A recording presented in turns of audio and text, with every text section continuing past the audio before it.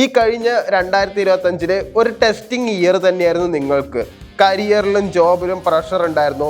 ഒരാൾ വളരെ ക്ലോസ് ആയിരുന്നു, പക്ഷെ അയാൾ ഡിസ്റ്റൻസ് ആയിപ്പോയി. ഞാൻ ഇത്ര എഫേർട്ട് ഇട്ടിട്ടും എന്താണ് റിസൾട്ട് ഇല്ലാത്ത എന്നൊരു ഫീലിങ്സ് നിങ്ങൾക്ക് നന്നായിട്ടുണ്ടായിരുന്നു. പൈസ വരുമെങ്കിലും കയ്യിൽ അതൊന്നും നിൽക്കുന്നുമില്ല. റിലേഷൻഷിപ്പിൽ നല്ല മിസ്അണ്ടർസ്റ്റാൻഡിങ് ഉണ്ടായിരുന്നു.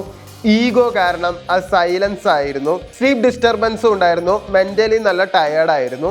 2025 നിങ്ങൾ പഠിച്ചൊരു പാഠം, എല്ലാവരുടെ അടുത്തും എല്ലാ കാര്യവും എക്സ്പ്ലെയിൻ ചെയ്യാൻ നിൽക്കണ്ട, അങ്ങനെ നിന്നിട്ട് കാര്യമില്ല എന്നൊക്കെ നിങ്ങൾക്ക് മനസ്സിലായിട്ടുണ്ടാവും. അങ്ങനെ മനസ്സിലാക്കാത്തവർ നിങ്ങൾ ഇത് പഠിക്കുക. ആരുടെ അടുത്തും ഒരുപാട് എക്സ്പ്ലെയിൻ ചെയ്യാൻ പോവേണ്ട ആവശ്യമില്ല. 2026 കാർത്തിക നക്ഷത്രക്കാർക്ക് ഒരു സ്ലോ സ്റ്റാർട്ടാണ്.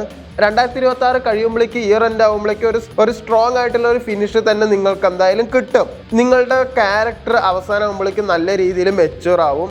ലൈഫ് സെറ്റിലാക്കാനുള്ള ഒരു വഴിയും പഴുതൊക്കെ നിങ്ങൾക്ക് എന്തായാലും കിട്ടും. 2026 ജനുവരി മാസത്തിൽ നിങ്ങളുടെ മൈൻഡ് വളരെ ഹെവി ആയിരിക്കും.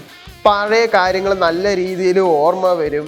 കരിയറിൽ നല്ല രീതിയിൽ കൺഫ്യൂഷൻ ഉണ്ടാവും. റിലേഷൻഷിപ്പിൽ ഒരു സൈലന്റ് പേസ് ആയിരിക്കും. 2026 ജനുവരിയിൽ യൂണിവേഴ്സ് നിങ്ങളുടെ ക്ഷമയാണ് എന്തായാലും പരീക്ഷിക്കുന്നത്. ഫെബ്രുവരിയിൽ ചെറിയൊരു റിലീഫ് എന്തായാലും നിങ്ങൾക്കുണ്ടാവും. ഒരു ഗുഡ് ന്യൂസോ ഒരു കോളോ എന്തായാലും നിങ്ങൾക്ക് വരാൻ സാധ്യത